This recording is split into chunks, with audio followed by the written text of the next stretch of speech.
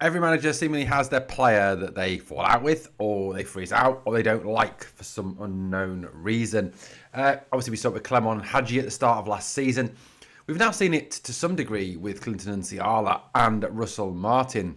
The Frenchman, who obviously broke into the first team last year after joining from AC Milan, has been inexplicably frozen out by the manager. Head coach. Sorry, vegan. I don't know what to call him anymore. But look, Nsiala is a player who I honestly felt, at the start of the season, I actually said in a video at the start of the season, before the start of the season started, even in the off season, I think it was. I even talked about Nsiala being a player who would flourish in Russell Martin's system. Russell Martin's system appears, from what we've been told by Russell Martin, and like I said, we take everything that man says with a huge pinch of broccoli, that you say that he likes to play out from the back. He likes centre halves who can, they say handle the ball, but you don't want them to handle the ball. You know what I mean? Can play it out from the back and pass the ball out from the back. You have an appreciation of the way to bring the ball out from the back. And see Derek Canidis, obviously his player that seemingly fits that mould. But Clinton Nsiala is a ball-playing centre half. Even the great Paolo Maldini has described this man as being a talent and someone to watch out for. I mean, let's face it, you don't get many better backers than the Paolo Maldini, probably the greatest left back of all time. Absolute superstar, absolute genius. Probably one of the greatest fullbacks that have ever played the game, although I'm sure the Tav fanboys will tell you that James Tavernier is a better player than Paolo Maldini. I do worry about some people. Anyway, look, Clinton Nsiala, though, has issued a very pointed, let's get, actually, before we get to that, let's go with one thing. Social media. Players seem to love using social media, don't they? We had the whole Todd Cantwell, a bird in a cage can't fly, all of that stuff under manager Philippe Clement. Todd is now doing really well at Blackburn. I'd love to have Todd back. Clement, I think, was wrong for him and did a lot of wrong to Cantwell. But so they love social media players, and they love issuing those pointed messages on social media. We saw last year, obviously, Yanis Hadji issued that statement, which kind of sparked the whole return to the team into motion. And maybe this is the aim that Clinton Nsiala and his people, his advisors, his agents are kind of getting at with what he has been doing. Now, cartoon makeup, an AI cartoon makeup of himself in a Rangers training gear, with the comment "still here," very pointed. And look at the first name on that list of people with the praying hands for him, Leon Balogun. Oh, Big Leon, I miss Big Leon. You know one thing, Big Leon will probably chin the manager. He probably wouldn't stand for any of the nonsense anyway. Probably chin the manager, drag him down to Millerman Carr and force feed him a steak, knowing Big Leon. Anyway, look, Clinton Nsiala, quite clearly, is very, very frustrated by what is going on at the club at this moment in time. The fact that he is seemingly forced out, that he is seemingly not part of the manager's plans for the first team.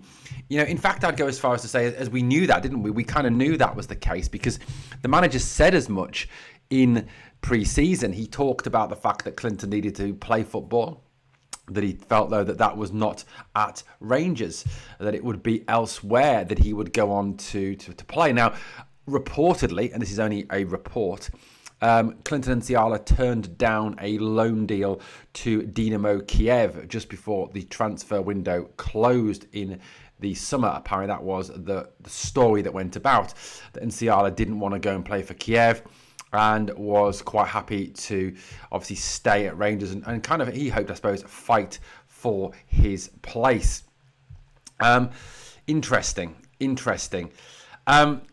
Nsiala is still obviously coming out with this. Now, going on what the manager had said, the manager, like I said, had been quite clear that he felt that Nsiala wouldn't be part of his plans this year, that he wouldn't be using Nsiala. But Nsiala obviously is still a Rangers player. And the fact that we're not even using him is a bit of, for me, a ridiculous decision. Now, I'm not saying for a minute that Clinton Nsiala is the panacea to all Rangers' problems. I am not saying that for a minute.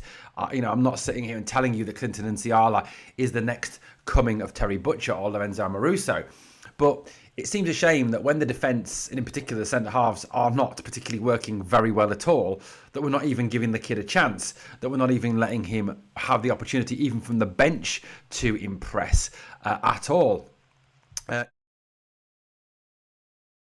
Also put out this as well. This was in response to all the messages. Now, on the response to that, if you go and look at the post on social media, there is a lot of Rangers fans on there saying to him, we're with you, Clinton. We stand with you. The way that Martin's treating you is awful. The way the club is treating you is disgusting.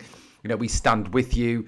There's a lot of fan support on that. The comment and the post was also liked by a number of Rangers players. JD Gassama, for example, liked the post.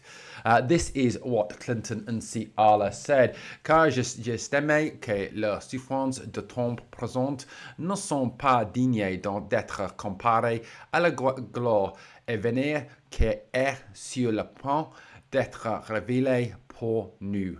Romans 8:18. Now, it's obviously a Bible verse. That's the French. In English, I'll do the English. Sorry for the awful French accent. For reckoning the sufferings of this present time are not worthy to be compared with the glory that shall be revealed in us. Thank you for all your messages, dear Jers. So thanking the fans for their support. Obviously quoting that Bible verse, there's a message in that Bible verse. There's a message in the Bible all the time, isn't there, to us? That if we feel down, we feel depressed, that it's a good place to go. The sufferings of how we feel now, and I'm sure that's what he's saying, are not worthy with the glory to come, that he believes that, that in time that he will get back to the playing and get back to being the player that we all hope he is going to be. This is a lad who obviously AC Milan saw fit to put on the bench against Newcastle in the Champions League. So he's clearly no duffer.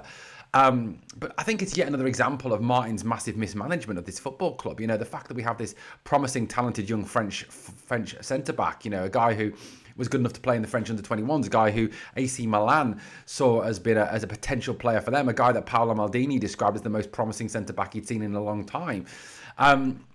This is a guy who played next to Alessandro Costa-Curta and Franco Baresi, remember.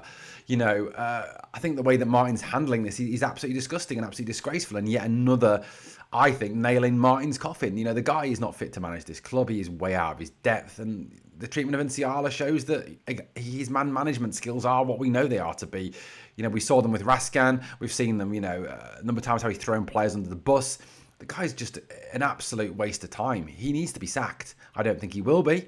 I think he's probably here for the season, but, we'll suffer in the long run because of it. And, every time that narcissist speaks, every time he speaks, it's just irritating. He even has a voice now that irritates the hell out of me. He needs to go, and he needs to go now.